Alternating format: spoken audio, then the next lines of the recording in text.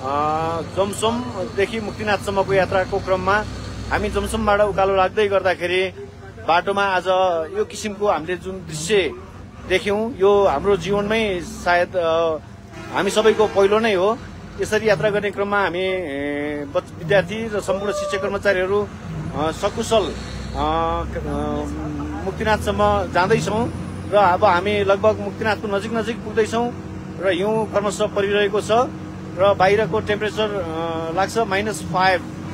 को हाराहारीमा छ भन्ने जानकारीमा आएको छ र हामी सबै सुरक्षित किसिमबाट यात्रा गरिरहेका छौँ र यो किसिमको जुन हामीले दृश्य देख्दैछौँ हामी यो बसमा यात्रा गर्दै गरेका सम्पूर्णहरूको लागि यो सायद नौलो नै हो र मेरो साथमा जीव सर मसँगै हुनुहुन्छ र उहाँको लागि पनि यो जीवनकै पहिलो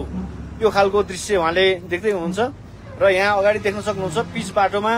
हिउँबाट गाडी नचिप्लियोस् भन्नको लागि सायद यहाँ बालुवाको प्रयोग गरिएको छ। हाम्रो गाडी बिस्तारै अगाडि बढिरहेको छ हैन, त्यस्तो कुनै किसिमको अप्ठ्यारोहरू छैन